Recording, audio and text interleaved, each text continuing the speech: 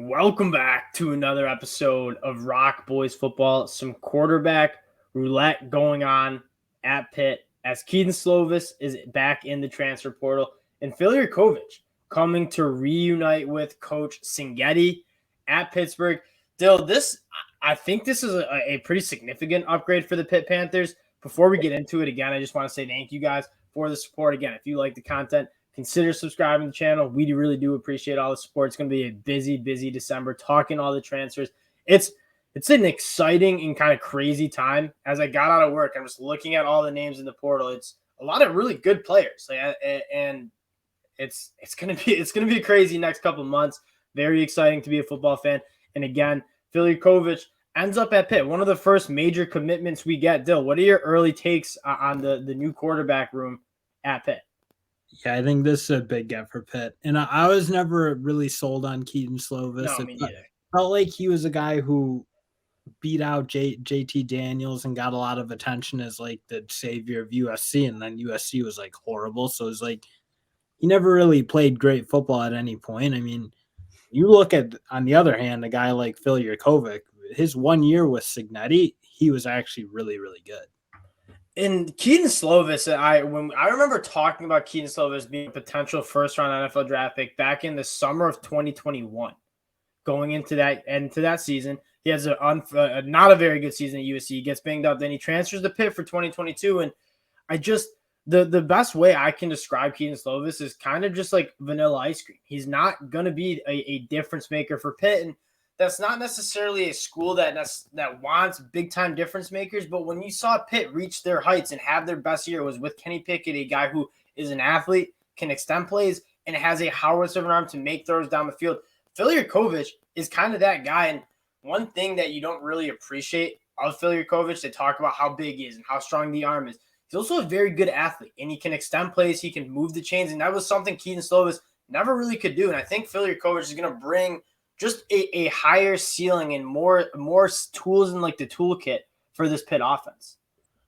And this Pitt team, frankly, is really close to becoming a team that is kind of perennially competing in the ACC. And they had a good year this year, but again, you look, it's like I feel like they're a little deeper and more complete than what their record showed in a relatively weak ACC. So I think this is a big step. I think they do need to have the guy like Kenny Pickett, because you're right. When they are good, as every college team, they have a good quarterback. So I think this makes Pitt a difference maker. This makes them certainly very much a contender in that conference. And to talk about Phil Jurkovec and obviously the rough last 2 years that he had. I mean, during COVID, I believe he looked like he was getting buzz as an NFL draft quarterback, potential first-round quarterback. Then he hurts his finger after having a solid start to his 2021 campaign.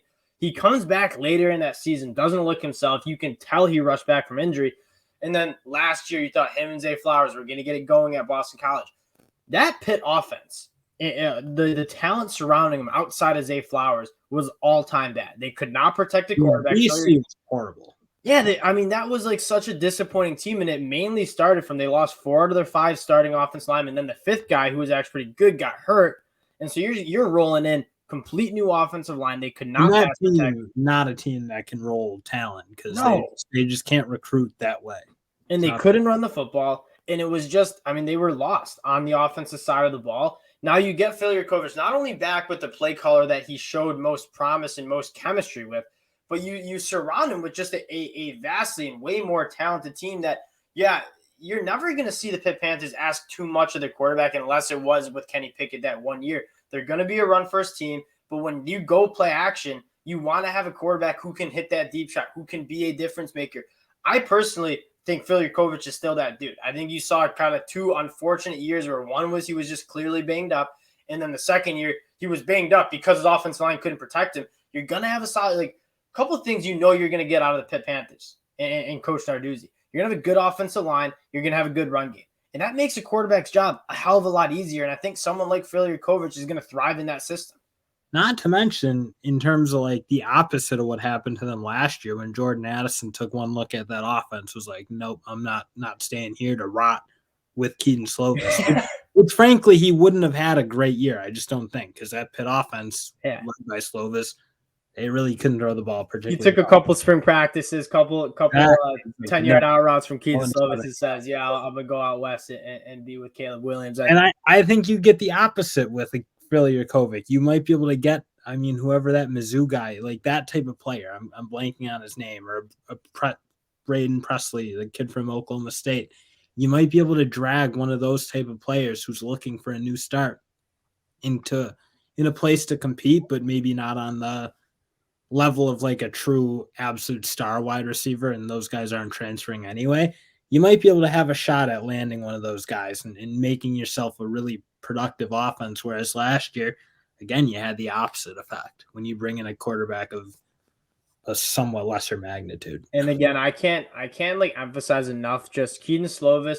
Again, I not to like drag him. He's a solid college football quarterback, but I don't think he's anything special. I think you saw that cap with that Pitt offense. I do think that Pitt offense needs to be a little bit more aggressive.